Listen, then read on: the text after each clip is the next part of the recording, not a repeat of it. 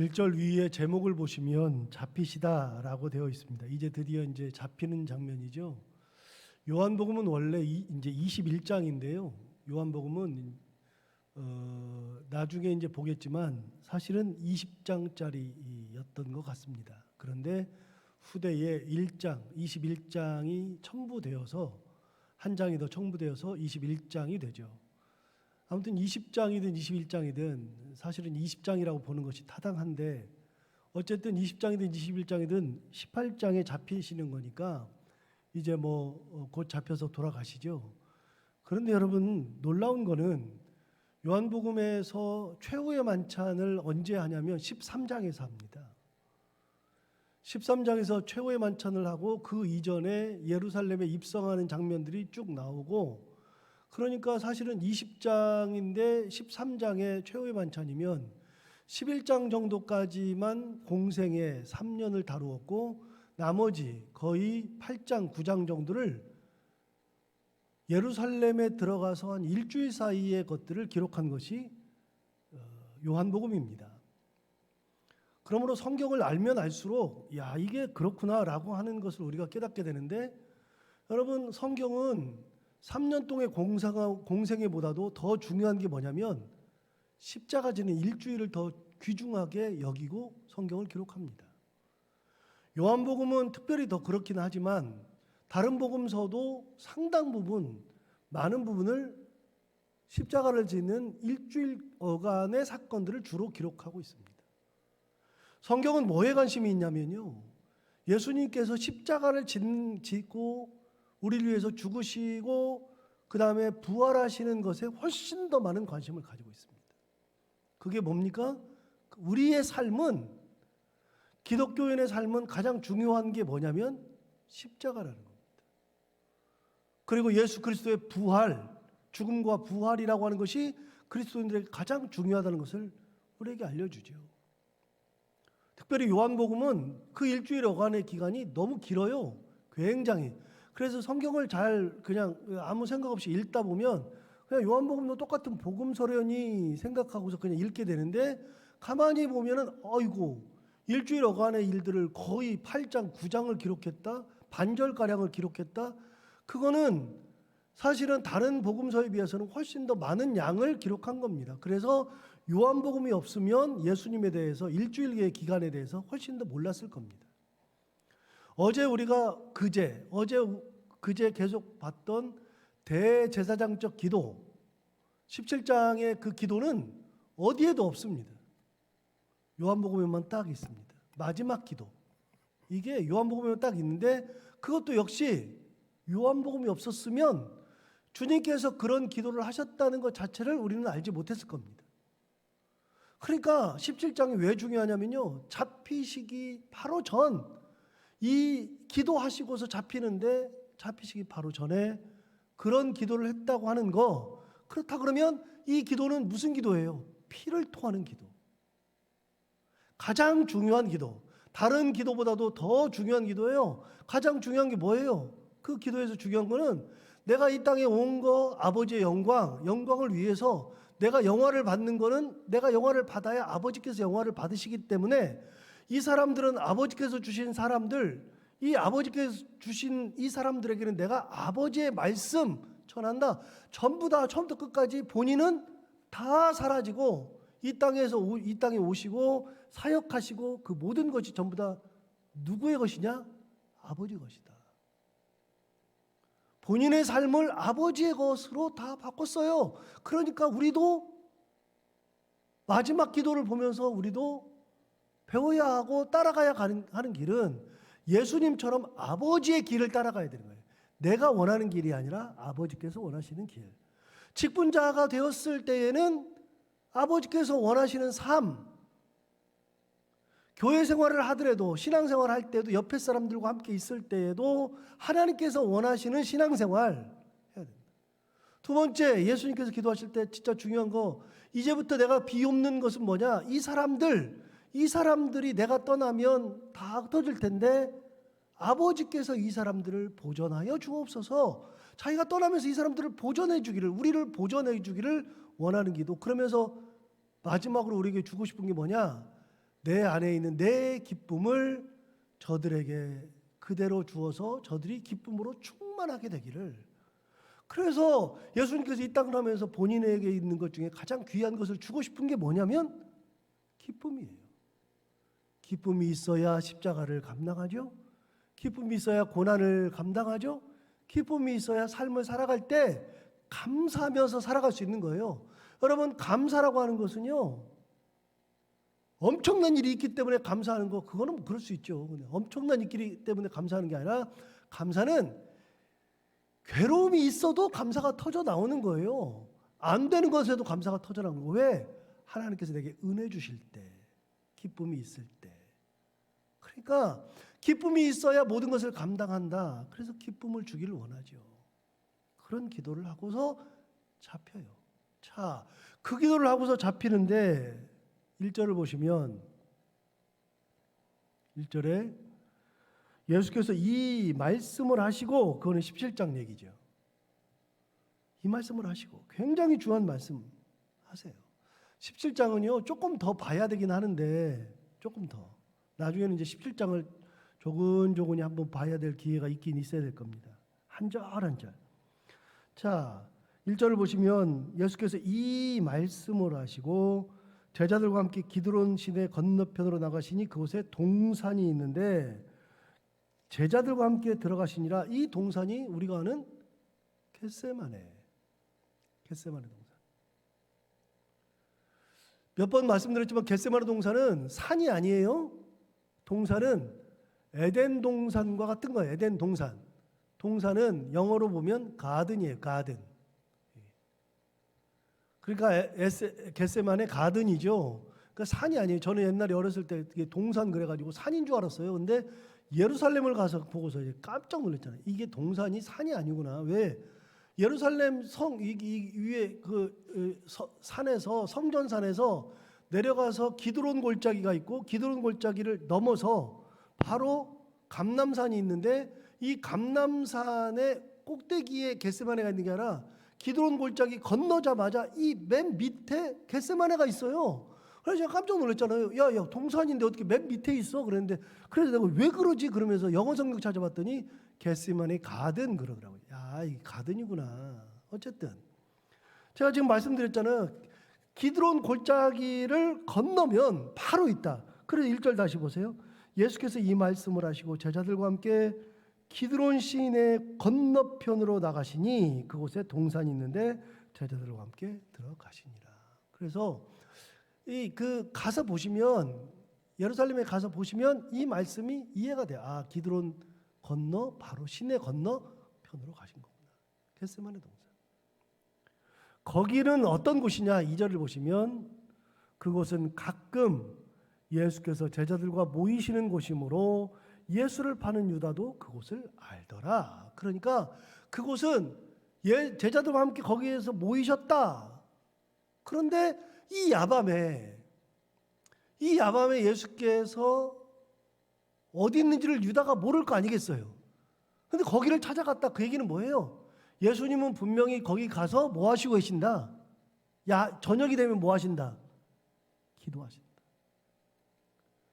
예수님의 길을 다 알아요. 시간 되면 다 알아요. 그래서 예수님은 진짜 생각해보면 재미없게 사셨어요. 정말 재미가 없어요.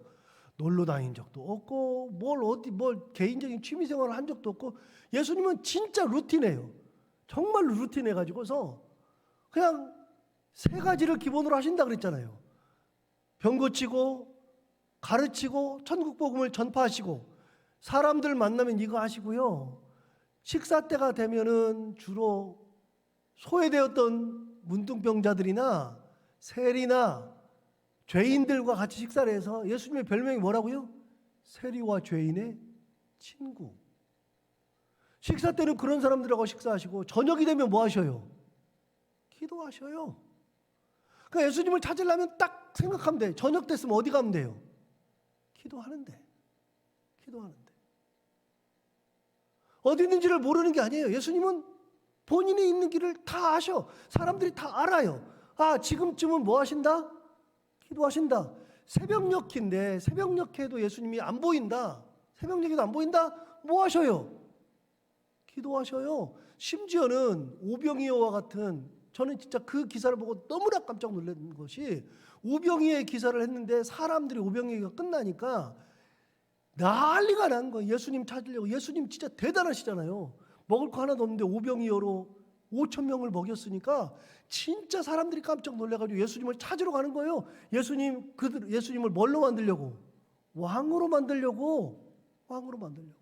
예수님 막 찾으러 갈 때 예수님께서 사람들이 자기를 찾는 줄 아시고 홀로 산으로 기도하러 가시더라.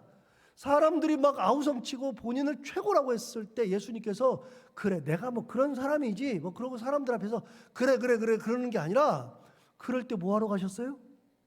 기도하러 가셨어요. 그러니까 그 야밤에 사람들이 환호성하고서 자기가 최고로 높아질 그때에 최고로 낮은 자리에 내려가셔서 기도하세요. 제자들을 택할 때 어떻게 했느냐? 제자들을 택할 때에는 제자들을 택해야 되는데 이 제자들을 어떻게 택하냐? 성경에 보니까 밤이 맞도록 기도하신 후에 제자들을 택하셔요. 진짜 큰 일이 있고 이게 반드시 해야 되는 거라 그러면 그 큰 일을 앞두고서는 밤새도록 기도했어요. 다른 기사에 보면 새벽 미명에 기도하세요. 그러니까 예수님은 루틴이에요. 어디 가면 뭐가 있는지를 다 알아요. 그러면 예루살렘에 가서도 예외가 아니죠. 여러분, 제가 오병이어의 기적, 제자들을 선택할 때의 기도, 그때의 기도들은 다 어디서 한 거냐면 갈릴리에서 한 거예요. 갈릴리에서.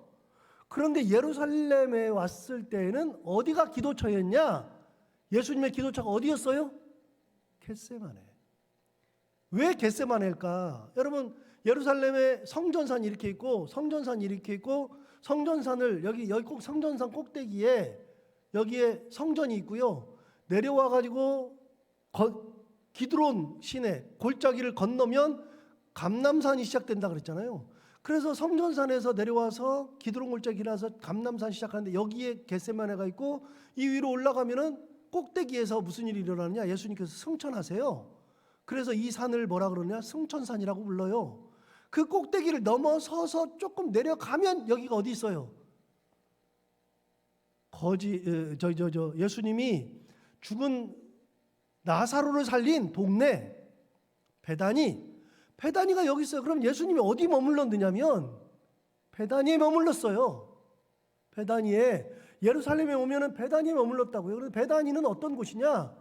베다니의 성경을 보면 베다니에서 예수님께서 어떤 사람의 집에 가서 밥을 먹는데 그 사람이 식사 대접을 한 거예요. 근데 식사 대접을 할 때 그 집에 들어갔는데 그 집이 어떤 집이냐? 성경을 보면 문둥병자 시몬의 집이에요. 그럼 그 동네 누가 살아요? 문둥병자가 살았어요. 그러면 그 동네는요, 사람들이 간다 안 간다? 안 간다. 그 동네에 누가 살았어요? 나사로가 살았고 마리아가 살았고 마르다가 사는 거예요. 그러니까 마리아나 마르다나 나사로는 뭐 고대 왕실하고서 뭐 대단한 사람들이 아니라 그 당시에 최고 하층민들이에요. 그런 곳에 가셔서 예수님께서 그 예루살렘에 가시면 거기서 머무신 거예요. 예수님 뭐 대단한 집에서 머무는 게 아니에요. 거기서 머무시고 거기서 식사 대접 받으시고, 그러니까 돌아가시기 전에 마지막 머물렀던 곳이 어디냐면 그런 곳이에요. 예수님을 저녁에 찾아야 된다, 주무실 때 찾아야 된다, 어디 가면 돼요? 베다니 가면 돼요. 베다니. 예수님은 어디에 있는지 말하지 않아도 사람들이 다 알아요. 예루살렘 가면 어디 머무느냐? 베다니. 예루살렘 가면 기도터가 어디냐? 겟세마네. 돌아가시기 전에도 겟세마네 동산에 가셔서 마지막으로 피를 토하면서 기도했던 곳이 겟세마네. 그러면 예수님께서 마지막에 기도하시는 이곳도 바로 겟세마네라는 얘기예요. 거기에 가셨는데 제자들과 함께 가끔 거기 가서 제자들과 모임이 있었어요. 그 모임은 뭐예요? 기도 모임이죠. 기도 모임. 기도시키는 거죠. 거기에 유다도 그곳을 알더라. 유다가 그러니까 군인들 데리고 오고 많은 사람들을 칼과 몽치를 가지고 왔을 때에 간 곳이 어디냐? 기도터예요. 기도터. 원래가 하시던 기도터. 우리 예수님 대단하시잖아요. 이렇게 설교를 듣고 제가 이 성경을 알면 알수록 목사가 정말 대단한 게 아니에요. 예수님 생각만 해도 눈물 날 정도로 대단한 분이세요. 우리 주님. 기도터에서 뭐 하시다가 잡혀요? 기도하다 잡혀요. 기도하다. 3절을 볼까요? 유다가 군대와 대제사장들과 바리새인들에게서 얻은 아랫사람들을 데리고 등과 횃불과 무기를 가지고 그리로 오는지라. 여러분, 등과 횃불과 무기를 가지고 온대요. 예수님께서 전쟁할 것도 아닌데, 그런데 예수님을 잡기 위해서 등과 횃불과 무기를 가지고 온다. 그 예수님께서 그 당시의 상황을 정확하게는 잘 모르지만, 그렇지만 예수님께서 대답하실 때, 이 겟세마네 동산에서 잡히실 때도 마태, 마가, 누가, 요한복음이 다 있는데 비교를 해보면 정말로 재밌어요. 비교를 꼭 해봐야 돼요. 근데 이제 안 하니까 목사들만 이제 비교하고, 뭐 목사들도 비교를 잘 안 하기도 하지만, 아무튼 비교를 꼭 해보면 이 본문을 통해서 우리가 배우는 것들이 있어요. 다른 본문에는 없는 것들이 있어요. 거기서 잡힐 때 8절하고 9절 한번 볼까요? 먼저 5절부터 6절 한번 볼까요? 5절부터 6절. 4절에 예수께서 그 당할 일을 다 하시고 나아가 이르시되 너희가 누구를 찾느냐? 너희 누구 찾냐 물어봤어요. 그랬더니 5절 대답하되 내 나사렛 예수라 하거늘 이르시되 내가 그니라 하시니라. 그를 파는 유다도 그들과 함께 섰더라. 누구 찾는데? 그랬더니 나사렛 예수 찾는다. 그러니까 내가 그니라 얘기해 준 거예요. 그러니까 예수님께서는 내가 그라고 미리 말씀하신 거예요. 6절 보니까 예수께서 그들에게 내가 그니라 하실 때에 그들이 물러가서 땅에 뭐 했어요? 엎드러졌다. 여러분, 땅에 엎드러졌다는 건 뭐예요? 무서운 거예요. 무서운 거. 예수님을 잡으러는 왔는데 그들이 예수님이 너무 무서웠어요. 이거는 다른 구절에는 없잖아요. 다른 성경에는 없잖아요. 예수님이 그만큼 무서운 존재였어요. 왜 무서웠어요? 제가 하나 물어볼게요. 예수님 왜 무서웠어요? 사람 보면 막 팼어요? 예수님 칼 들고 다녔어요? 뭐 강도짓 했어요? 그런 거 하나도 안 했잖아요. 그런데 왜 무서워요? 사람들이 예수님을 무서워한 거는요, 폭군이어서 무서운 게 아니라 예수님이 하나님의 아들로 살았기 때문에, 말씀대로 살았기 때문에, 은혜대로 살았기 때문에 옆에만 가도 무서운 거예요. 옆에만 가서도. 그런 거 있잖아요. 그런 분들 뵈면 옆에 가기도 겁나는 분들이 있잖아요. 예수님 그런 분이에요. 그런데 내가 그라고 말씀하신 거예요. 7절 보시면 이에 다시 누구를 찾느냐고 물으신데 그들이 말하되 나사렛 예수라 하거늘. 8절 예수께서 대답하시되 너희에게 내가 그니라 하였으니 나를 찾거든 이 사람들이 가는 것은 용납하라 그랬어요. 이게 다른 복음서에는 안 나와요. 뭐라 그랬어요?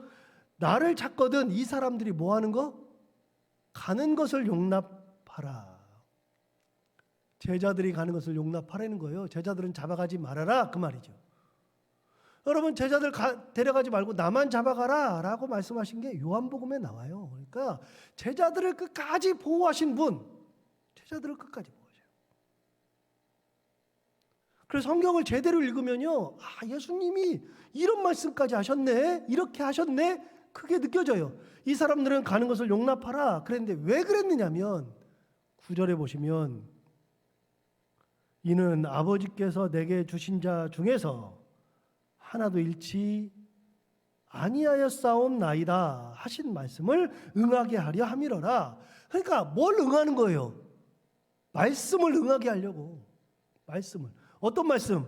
아버지께서 내게 주신 자 중에서 하나도 잃지 아니하였사옵나이다 그랬는데 여러분 9절을 보시면 잃지 아니하였사옵나이다 하신 말씀을 응하게 하려 하심이라 그 옆으로 쭉 가서 보시면 색깔이 다른지 안 다른지 모르지만 17장 12절이라고 써있죠? 안 가봐도 그 말씀이 있어요. 6장 39절에서도 이 말씀이 있어요. 내게 주신 자들을 하나도 잃지 않는다. 이 말씀이 있어요. 17장 12절, 6장 39절 다 있어요. 그 말씀을 응하게 하시려고. 여러분, 잡히시던 날 밤에도 예수님은 뭘 응하기를 원하셔요? 말씀을 응하대로, 말씀대로 되어지기를. 그러니까 끝까지 내가 안 남는다고요. 예수님은 내가 안 남아요. 말씀만 남아요. 10절 볼까요? 이에 시몬 베드로가 칼을 가졌는데 그것을 빼어 대제사장의 종을 쳐서 오른편 귀를 베어버리니 그 종의 이름은 말고라. 드디어 말고라는 이름이 나왔어요. 말고라는 이름. 그 대제사장의 종 말고, 베드로가 가지고 있는 칼을 가지고 있었는데 그 칼을 빼어서 말고의 귀를, 오른쪽 귀를 베버렸어요. 베드로가 혈기가 왕성하죠. 그랬을 때 예수님 뭐라 그러시냐? 11절. 예수께서 베드로더러 이르시되 칼을 칼집에 꽂으라. 아버지께서 주신 잔을 내가 마시지 아니하겠느냐 하시니라. 예, 칼을 칼집에 꼽으래요. 그러면서 뭐라 그래요? 아버지께서 내게 주신 잔을 내가 마시지 않겠느냐? 무슨 말이에요? 아버지께서 내게 주신 잔인데 그거를 내가 살겠다고 이걸 안 마시겠느냐? 자, 또 동일하게 예수님은 마지막에 그 순간에도 누가 앞에 계세요? 아버지가 앞에 계세요. 아버지께서 내게 주신 잔이에요. 그 잔이 고난의 잔이고 그 잔이 십자가를 져야 하는 잔이라 할지라도, 눈물을 흘려야 한다 할지라도, 죽음 앞에 있다 할지라도 그 잔이 아버지께서 내게 주신 잔이면 내가 마신다. 아버지의 뜻을 이룬다. 이게 굉장히 중요한 거예요. 이게 굉장히 중요한 거. 무슨 말이냐면요. 여러분, 내가 집에서 살 때, 옛날 우리 어머님들이 그랬어요. 우리 어머님들이 집에 살 때, 지금이야말로 이제 여성들의 권익이 많이 높아져 가지고요. 이게 정상이에요. 여자들의 권위는 더 높아져야 돼요. 똑같은 사람인데. 옛날에 조선시대부터 해서 우리나라 시대가 대대로 사실은 그랬어요. 그런데 이스라엘도 그랬거든요. 그런데 여성들의 이제 권위가 높아졌는데 옛날에는 그렇게 살 때 막 핍박받고 막 고부 갈등이 있고 남편에게 그렇게 당하고 그러는데도 어떻게 생각했냐면 그래도 이게 내 팔자려니 하고 살았어요. 근데 이게 팔자려니 하면은요, 맞으면서도 견디더라니까요. 우리 어머니는 그렇게 어려움이 많았는데 끝까지 이혼 안 하고 사셨어요. 하셨어요. 그러고 일찍 돌아가셨지만. 그런데 제가 어머니한테 나중에 그랬거든요. 엄마 이러는데 어떻게 사냐 그랬더니 니들은 어떡하니? 자식들 키우려고 사는 거예요. 그런데 여러분, 가정생활 할 때에도 사랑하는 남편이 조금 어려워도 그래도 이 가정은 내게 주신 하나님의 은혜의 공간이라고 생각하는 순간에 하나님께서 내게 주신 거, 내게 맡겨주신 거라고 생각하면 그 가정이 사랑스럽고 그 가정을 위해서 기도하고 자녀를 위해서 기도하고 남편을 위해서 기도하면서 가는 거예요. 내 십자가라고 생각하고 내 은혜라고 생각하면, 내게 주신 은혜가 내게 족하다 생각하면은 얼마든지 그걸 감당해내요. 목회를 할 때도 그래요. 목사들은 되게 사이즈를 가지고 논하고 성도들도 우리 교회가 얼마나 크냐 맨날 그 소리 하고 있는데 쓸데없는 소리잖아요. 진짜 쓸데없는 소리잖아요. 뭐 크면 어떻고 작으면 어떻고 아무 상관없잖아요. 그런데 목사들도 자기들이 뻐겨요. 좀 큰 교회 있다 그러면 뻐기고 웃기지도 않아요. 그러면 안 놀아요. 절대로. 너는 그릇이 그거밖에 안 되는구나. 그런데 여러분, 어느 교회에 있든지 간에 간다는 거예요. 하나님께서 이곳은 내게 주신 하나님의 은혜의 공간이에요. 그런 기쁨으로 감당하는 거예요. 다른 소리 할 게 뭐가 있어요? 저는 우리 교회가 얼마나 좋고 행복한지 몰라요. 뭐 몇 명이 모이느냐가 중요한 게 아니라 이곳에 하나님이 계시는 게 중요한 거잖아요. 은혜가 있어야 되잖아요. 뭐 아무리 많아도 은혜가 없으면 그거는 아무것도 아니에요. 하나님이 계시는 교회 만들어야죠. 예수님 뭐라 그래요? 하나님께서 내게 주신 그 잔을 내가 싫다고 그래가지고 그걸 벗어버려? 안 받아? 하나님께서 내게 주신 잔을 내가 어떻게 마시지 아니할 수 있느냐? 다시요, 예수님은 마지막에 누가 남아요? 하나님이 또 남아요. 야, 사람의 혈기로 하지 마. 사람의 혈기로 하지 마. 하나님의 뜻이 뭔지를 생각해. 그래서 혈기를 부리는 거는요, 젊었을 때나 하는 거고요. 나이가 들어가면 들어갈수록 점점 겸손해지는 거예요. 하나님 내게 이거 주셔서 감사합니다. 이런 분들을 만나게 해주셔서 감사합니다. 이런 자식 주셔서 감사합니다. 하나님 내가 지금 이런 어려움이 있어도 나를 지켜주셔서 감사합니다. 그러는 거예요. 마지막에는 내가 남는 게 아니라 하나님이 남아요. 옛날에 프로 중에 텔레비 프로 중에 뭐가 남느냐 그랬거든요. 뭐가 남아요? 예수 믿는 사람들에게 뭐가 남아요? 하나님이 남는 거예요. 하나님의 뜻이 남는 거예요.